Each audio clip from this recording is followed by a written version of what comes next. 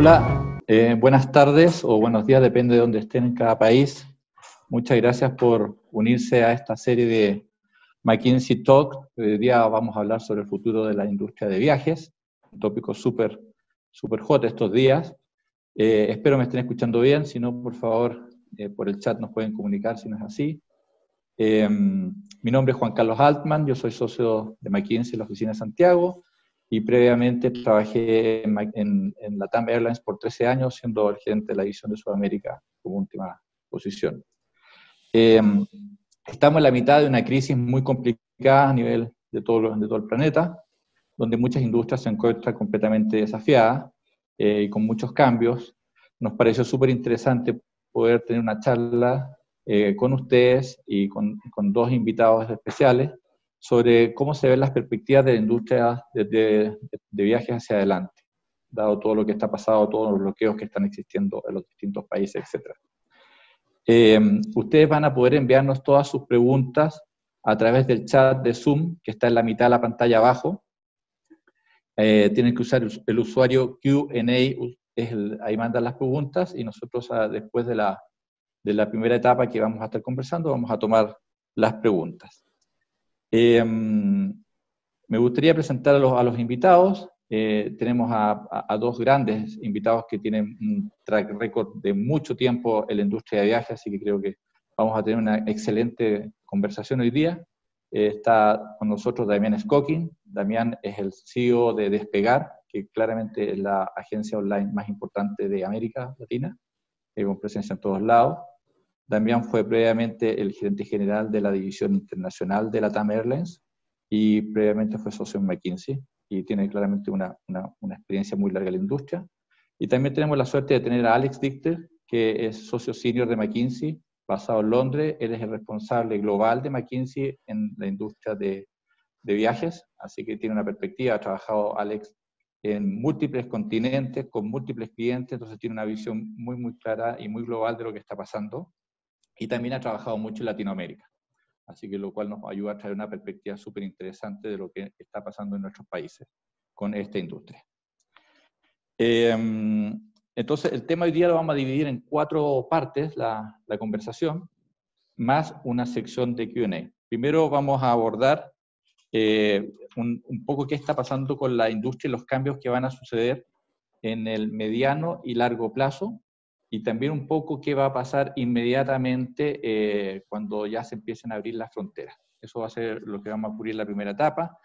Después con Damián vamos a entrar en profundidad en los temas que tienen que ver con los tráficos de turismo, para entender cómo ellos van a volver y cuándo ellos estarían volviendo.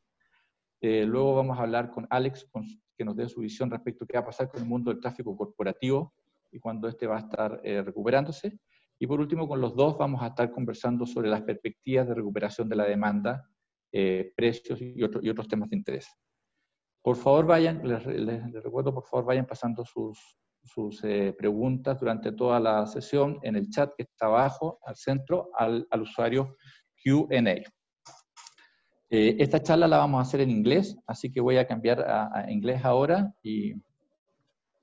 So, thank you, Damián and Alex, for being here. The first part, we would like to go over what will be the main change in the industry going forward. Let's focus first on what will be the changes on the medium long term, and then what will be some specific things that could happen in the short term. So for the long term, so what do you think will be the fundamental change in the travel industry, and what is going to be different? Well, first of all, we're in a level of uncertainty not seen before. So forecasting long terms is just the only certainties you're gonna miss, whatever you say. So if I had to guess today what would be long-term implications, I don't see that. I would foresee that some fundamental patterns won't change. People, in my perspective right now, will continue traveling after this crisis is over. Maybe there are some preferences that will change in terms of the level of information passengers would require in terms of healthiness, cleanliness, and some aspects of the control of their travel that they would most likely increase or would like to increase, but the core fundamentals in terms of frequency and the level of spend, at this point, I don't see any hard evidence that will be severely affected. But again, at this point, this is just a guess or a hope, I would say. I largely agree. Leisure travel in particular has been incredibly resilient over the years. It came back relatively quickly after September 11th, relatively quickly after the NASDAQ crash, quickly after the global financial crisis, quickly after SARS in Asia. And we would expect that it comes back quickly here as well. In fact, if you were to look at some signals of that, if you looked at bookings and search behavior in the United States, you see already that by September, search and booking activity is only 30% below 2019 averages. So people clearly believe that at some point this will be over, and at that point they will want to travel again. Cruise bookings for 2021 and 2022 are actually tracking quite well versus 2019, and in some cases are even higher. That said, we do expect some changes, particularly business traffic. We are speaking to large corporations all around the world, asking them about their intent to travel once all of this is over. And they're all telling us the same thing, which is that they are learning something from using remote technologies like Zoom and WebEx. And they realize that some of the travel, particularly internal travel, meetings, things like that, probably was unnecessary and could be replaced by new technologies going forward. And so we'll expect a step change there. In addition, we'll expect that companies will have less money coming out of the crisis and will cut back on travel accordingly. All that said, most businesses grow. And so if I was to look at McKinsey and Company, if you imagined that we were to reduce our travel by 20%, we would be back to our 2019 volumes by 2025. That's a long time, but it's not forever. I would say if there's one big change that we would expect, it would have to do with internal meetings. And so, many of our clients and certainly us will frequently fly multiple people from around the world to an airport. We go to a hotel by the airport. We sit in a dark meeting room. We're jet lagged. We drink cold coffee and we eat too many cookies and we talk to each other for 3 hours and then we get on planes and we go home. And I think we're all learning that maybe that didn't make a lot of sense then. And certainly now that we have technologies like this, it doesn't make a lot of sense now. Thank you. What can we expect to be the new standards in the travel industry once the borders are open in LATAM? And I mean, for example, are we going to fly with the middle seat empty? Are we going to have special safety measures in the airports to check before we enter there? What's going to happen with the hotels? Are they going to have some kind of certification? How it's going to happen over the next few months when this start again? I'm happy to start on that one. Again, I would make a clear separation between the next few months and the period once the virus is under control, because I think very few of these protocols will last for any foreseeable time in the future. I think you're going to see a variety of things. You're going to see things that are exercises to make people feel more comfortable. And let's be clear, an empty middle seat makes people feel more comfortable. It probably doesn't have a big impact from a scientific standpoint. Remember that you are still less than a meter behind the person in front of you and less than a meter in front of the person behind you. We've talking to hotels that are putting seals across the door to show that the room has been cleaned to a new standard, but also to show that no one has entered the room since it has been cleaned. And these things develop comfort. I think you will probably see requirements for customer self-certification. And so possibly on the app, in addition to proving that you have not put a lithium battery in your bag, you may have to ask a question or answer a question about whether or not you've had a temperature or any symptoms in the last 14 days, those sorts of things.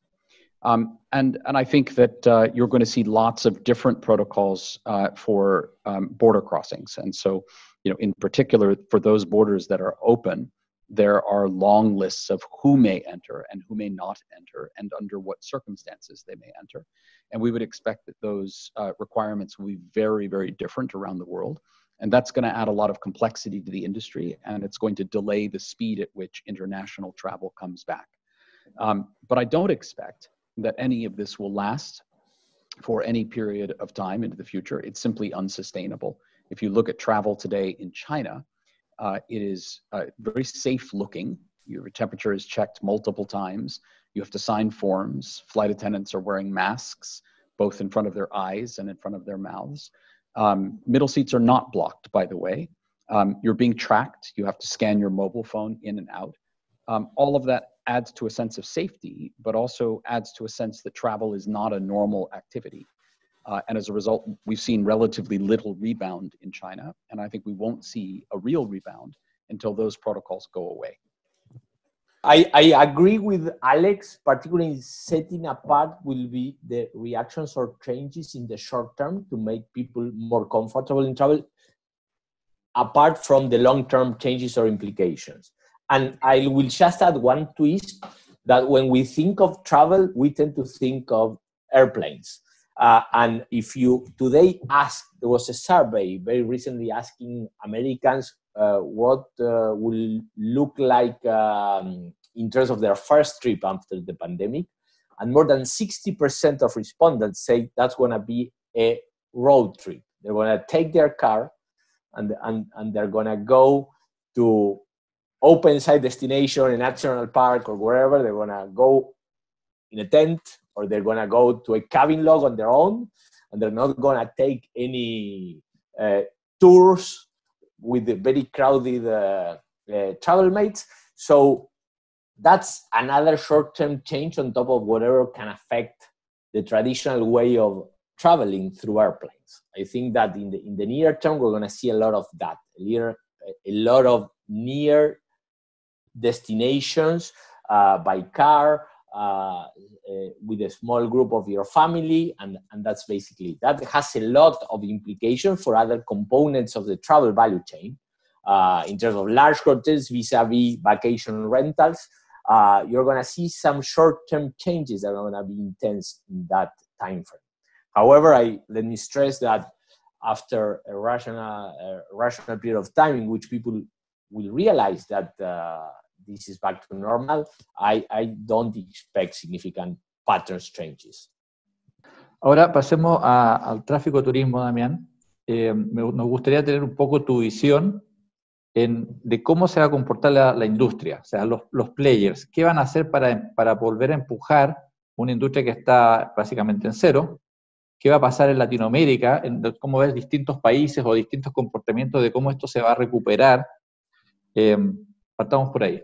La pregunta es cómo se va a comportar la industria turística. Primero, yo creo que va a tener que haber un ajuste de capacidad muy grande. Esta es una industria que en general, como todos sabemos, tiene una cantidad de componentes de costos fijos tremendamente grande, y con una demanda como la que estamos viendo.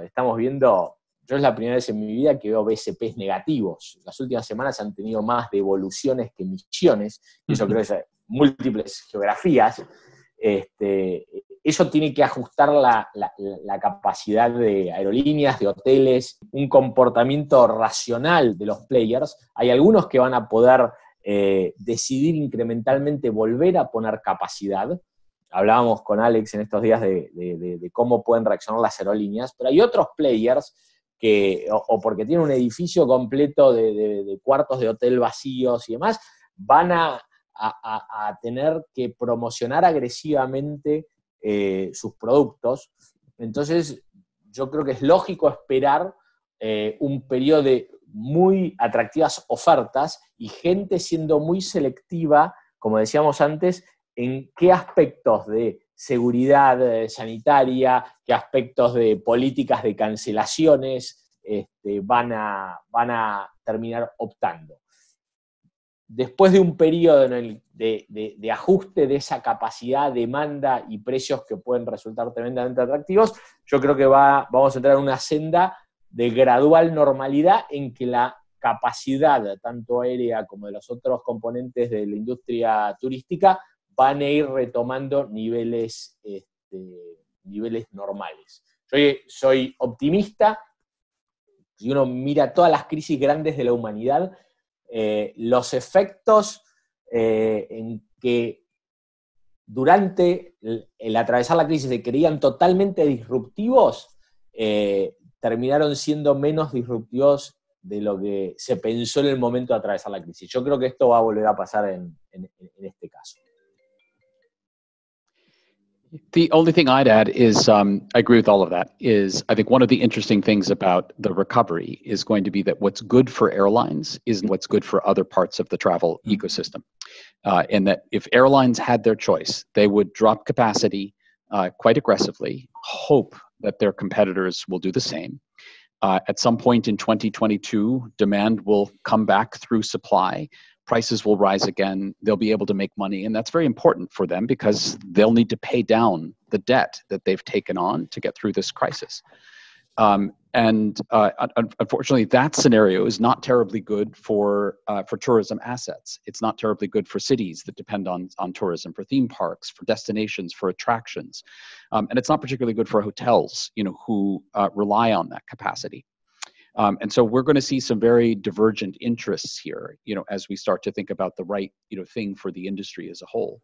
And as Damián said, there's a couple of different paths here. We're going to have cheap airplanes and relatively inexpensive fuel and out-of-work pilots who are ready to come to work. And with all of that, I think chances are we may see relatively aggressive additions of capacity, or through new players that make it difficult for airlines to make money over the course of this period. I think that's too early to call, however. And so at McKinsey, we have a couple of forecasts where we look at the recovery of revenue passenger kilometers, effectively passengers. And the more pessimistic scenario is quite pessimistic. You don't see those passenger kilometers coming back until early 2024. But whether or not airlines are able to make money much sooner than that, which they could, depends entirely on the balance of capacity and demand, not just on demand. And there are scenarios where airlines are actually profitable in 2022 and 2023. Obviously, if you're answering this from the perspective of a cruise line or a hotel, you might take a very different viewpoint. How do you see the traffic behaving within 2020 and first quarter 2021? So are we talking that it's going to be more domestic traffic, more domestic leisure traffic? How long it's going to take for the passengers, for the clients to make decisions to move into and to make decisions what they will do over the South Cone summer, for example?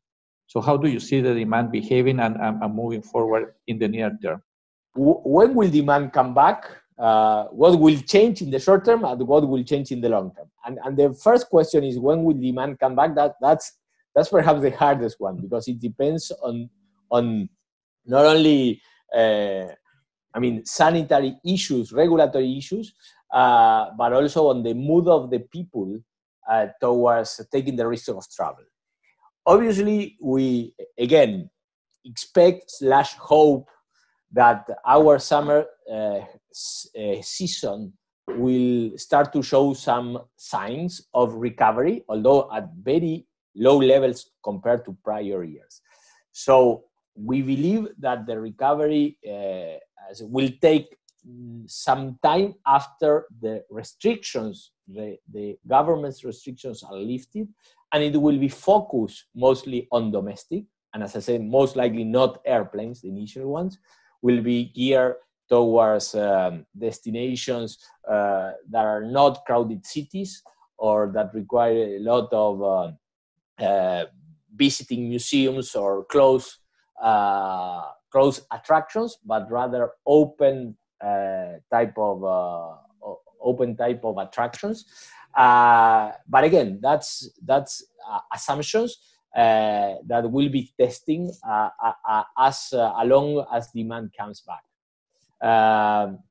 Other than that, there are no clear signs of when you look at travel searches, which as Alex point out, they haven't gone down as much as we expected. If you look at Google search activities, they have not come down significantly. You start to see some of these patterns, but not that much. Data points. I think, first of all, just to underscore what Damián said, simply removing the restrictions doesn't necessarily get people comfortable. There are several states in the United States that have opened up restaurants, for example.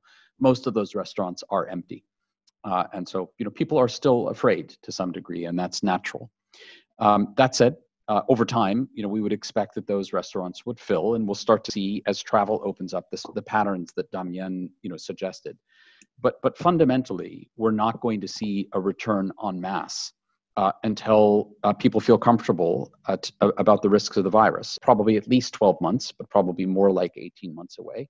A treatment, and so that's likely to be a combination of drugs that make a material impact on mortality rates and hospitalizations. And then the third, which would be my personal bet, is data. And so remember that today, even governments are reacting to relatively imperfect data. We don't really know how many people have been infected. And as a result, we don't really know what mortality rates are. And we certainly don't know why, or getting very sick, and in some cases, even dying. And we don't know which treatment protocols are working better than others. And so the farther we get onto this, we expect the data to improve, is discovering that we're much closer to a peak than we thought we were, that people do acquire immunity, that immunity lasts, that mortality rates are much lower than we thought they were, and that we're able to understand at a much more granular level who's at risk and be able to isolate them separately. And then last but not least, we will get better at treating this. And so even today, you may have noticed that no one's really talking about ventilator capacity anymore. And one of the reasons for that is doctors have started to discover that there's a large segment of people who have low blood oxygen levels, but are not having trouble breathing, who don't benefit from ventilators and instead benefit from being laid on their stomachs. And when that happens, their oxygen levels improve. And so that's a discovery in the last few weeks, but it's made a massive impact on capacity. And so the more we learn, the better we'll get at this. And there may come a point where we do react to this in the way that we react to the common flu. So now let's move to the corporate travel. A few questions is, how do you see will behave the corporate travel over the next 24 months? And how much less are we going to travel? Well, I already gave my view, which was, I think you'll see a big drop from a lot of companies who use remote technologies instead. And then they'll pick up again on a growth curve. But Damián, you may have a different view, or you may see something else that's more Latin America specific.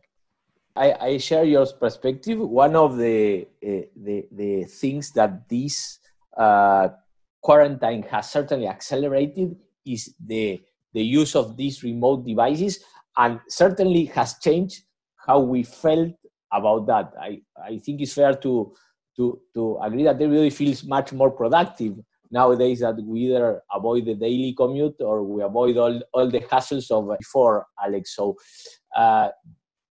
we'll see, in my perspective, a structural drop in corporate travel. Having said that, the economy will continue to grow and there will be a relevant business opportunity there, but as a percentage of overall travel, it wouldn't surprise to me that it will represent a lower portion of overall travel going forward. So we have been covering a little bit of the recovery, but that's kind of the big question for everyone. So can you share your perspective of when we'll be seeing some kind of recovery in the different markets? If we can talk specifically about airlines, but also cover hotels and other products. So we have an idea of when this is going to start seeing a new demand, and how much this is going to evolve. Yep. So you're going to see a segmentation of markets that are going to act differently. First of all, there are a set of markets that have been extremely successful in containing the virus. So New Zealand and Australia, as examples, Taiwan, as an example. New Zealand has basically 0 cases today. Australia will be 0 new cases probably within a few weeks. The good news about those countries is that they will open up domestically very vibrantly. You will see full restaurants and full airplanes and people moving about freely within a few weeks. The bad news is that the cost of their success is that they need to remain closed until the virus is past a certain point in the rest of the world. So New Zealand and Australia have said publicly that they may not open their borders until 2021. I think you will then see a set of countries who are taking data-driven approaches, who will open up cautiously. Germany would be an example where they're using very careful data tracking, tracking and tracing. People are having to certify that they will self-quarantine. or at least provide access to their mobile phones to be tracked. And those countries will be able to take a very measured approach where they will allow traffic and activity to begin, and they will watch carefully the growth of cases and hospitalizations to know when they need to tighten down again. There are going to be countries that are quite frankly reckless. And so what's happening in the United States today is we're not quite giving up, but something close to that, right? Where, look, we can't control this. It's having a massive impact on the economy. We need to focus on the economy, and we accept the fact that some people are going to die. Although it's not my opinion, but I'm paraphrasing what I think I'm reading from the government in the United States. And there are going to be countries like that will have a reasonable amount of activity. But I think the risk of that approach is that if we have multiple outbreaks, whatever government says, people will get scared. And scared people don't travel at the end of the day. And I think the other thing that's going to mark the next several months is lots of asymmetry in terms of which borders are open to whom. And so Australia and New Zealand will open up to each other because they've both done a very good job of managing the virus. You may see countries that are very distant from one another. Let's say Iceland and New Zealand, opening up to one another, and maybe even having charter flights, to be able to move people back and forth. And I'm sure that you will see that many of the borders that remain closed to one another will be closed for reasons of politics, not necessarily medical reasons. Given the uncertainty, what are we doing at Despegar? What can be done? Obviously, you have to monitor traffic in terms of searches and what's beyond the regulations, what are the early indicators of potential demand. And you should be working on putting in front of the potential passengers products that address their concerns to get back to buying a holiday. As we mentioned before, that has to do with type of destinations, type of attractions, and basically is doing that and making sure that you have the leanest possible cost structure to get to the other side of this crisis. Those are the three things we are doing: monitoring whether demand picks up or not, putting together the right set of products, and making sure you have the leanest possible cost structure. One final question to close this part. How will the travel companies have to change or adapt themselves to manage this crisis? Is going to be agility. And what I mean by that is most travel companies, certainly airlines, plan weeks, if not months in advance. And yet, over the course of the next 6, perhaps even 24 months, we're not going to know where the demand is, and we're not going to know which borders are open to each other. And people are going to be booking very close in, sometimes spontaneously waking up and realizing that it all of a sudden feels safe to travel again. And with that, they're going to have to learn to be much more nimble. And I think if there's good news is I think that those learnings from this period will actually be extremely beneficial to the industry in the long run. I think the faster and the more rapidly it reacts to shifts in demand, the stronger it will be. Other than what Alex has highlighted, as I said, there will be more demand for information on the destination, of the type of precautions that destination has, the type of cleanliness at the hotel. Those most relevant changes will be, and you should be able to provide that information to the passenger. But I expect that to be relevant in the near term. In the longer term, as I said before, I don't see that seismic changes other than the typical evolution of travel preferences. Perfect. Well, thank you to the over 250 participants that we have in this McKinsey talk. We have received many questions, so I'm going to address some of them. The first question is, how much consolidation will be in the industry? Distributors, suppliers, there will be huge consolidation in our perspective. And this is no more than an acceleration of the trend that was already taking place. Yeah. I mean, look, let's also be clear that there are two forms of consolidation. If you simply measure a consolidated industry by the number of players relative to the amount of demand, you can consolidate through mergers, but you can also consolidate through failures. And we will see some failures. We'll see airline failures. We'll see hotel failures. We'll see tourism assets fail, and that will result in consolidation. I would say, though, if you're looking at, let's say, the airline industry from a global standpoint, what would really need to happen to open up the industry for the kind of consolidation that you see, let's say, in the global automotive industry, or even the telco industry, would be a change in the government perspective about what it means to have an airline. And that would require a relaxation of foreign ownership restrictions, for example, and perhaps a willingness for some governments to stand back and let national airlines go away.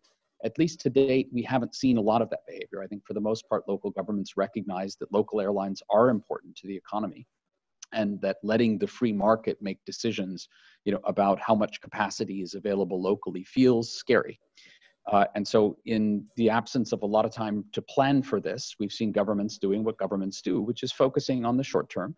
And by the way, I don't think that's necessarily bad. It's a natural response. But I think that we are missing an opportunity to think a little bit more long-term about what the industry structure should be to result in a healthier structure that has more money for investment, perhaps has more resiliency over time. I don't expect seismic changes when you look at the global structure of the large players. I think to Damián's point, once you get into the tail end of the supply chain, you'll see an enormous amount, and the distribution chain, an enormous amount of consolidation. So another question is, what characteristics make the difference between the ones that will be the winners from the losers in this turmoil? Time of unexistent demand and with fixed cost structure as the travel industry generally has. And if I had to pick a second one, is your cost structure. That was to my earlier point of being leaner than your competitor. Yeah. Those are, for us, the two key components we are focusing on, at least in the case of the Despegar. I think, just to add to that, I'd say there's an interesting paradox, which is the winners are going to be both those who recognize that this is an existential crisis and act accordingly, making very deep cuts to their cost structure to come out much leaner, much stronger than they were before. But at the same time, quickly recognize that having done that, they are stronger than others, and as a result are willing to act relatively aggressively. And so the ability to invest in downturns, in new market positions, in consolidation, perhaps in technology, is something that tends to set players apart in this industry for many years to come. And so those are difficult things to do at the same time, which is one, to recognize that you're sick and that you need very strong medicine, but then very quickly coming out of that to recognize that you're strong and to act accordingly. For you, Alex, is if you can provide more details on our view of what's going to happen with the demand. There are many questions about the demand. I mean, it's clearly a hot topic. So if you can get a little bit more details on what do you see it will be the RPK growth in the future will be useful. Okay. First of all, one important caveat is that I don't actually have the ability to predict the future. So if I did, I certainly wouldn't be on this video conference. I'd be trading stocks. Look, we've got two forecasts that we're working with for the purposes of the airline industry, and they're based on McKinsey's GDP forecasts for different recovery scenarios. And McKinsey actually has 9 discrete GDP forecasts, and they're at the intersection of 2 axes. One axis is the extent to which governments do a good job of managing the health outcomes, as I said before. The other is the extent to which they manage the restart of the economy.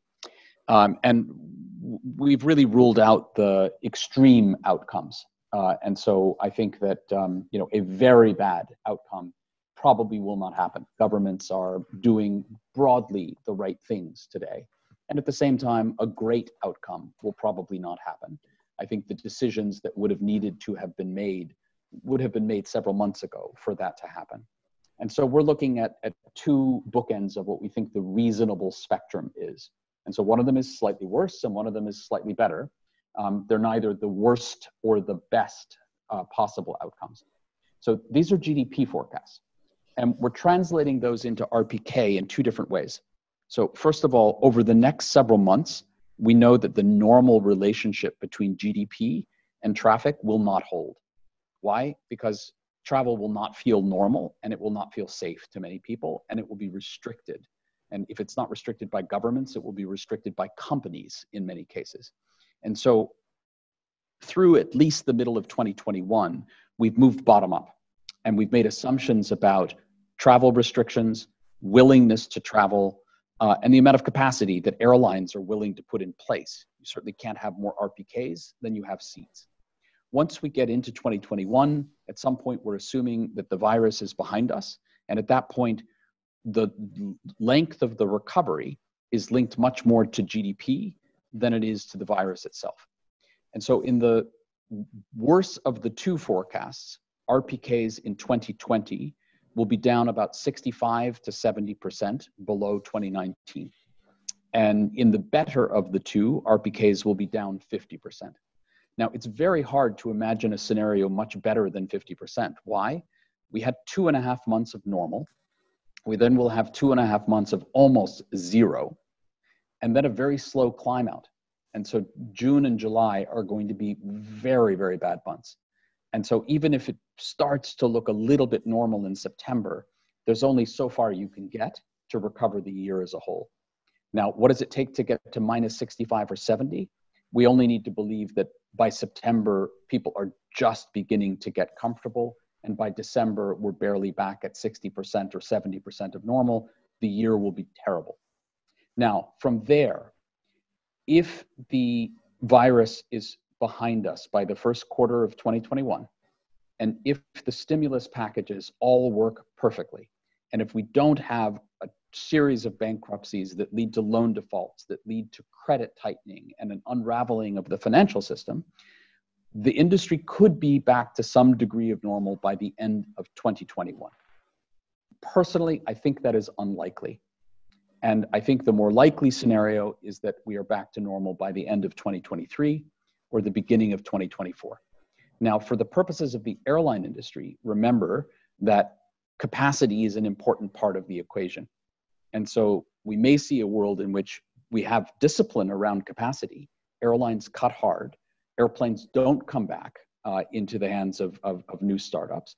And in that world, traffic will take longer to recover simply because the capacity won't be there. But if the capacity comes back quickly, that's going to be driven by demand, first and foremost. Now, in the less good scenario, could it be earlier? Of course it could. But I think we would be surprised to see any degree of normalcy, before the beginning of 2022 at the absolute earliest. There are many questions about on how and if the small agency, small products in the travel industry will survive. Do you have any view on that? This is that it's gonna be very, very hard for small agencies, as I said, with that do not have access to capital and with a cost structure that in such low demand levels will be able to survive. We see that as very unlikely, and it's part of the consolidation process. Okay, so we are on time. I want to thank to Alex and Damián for being here.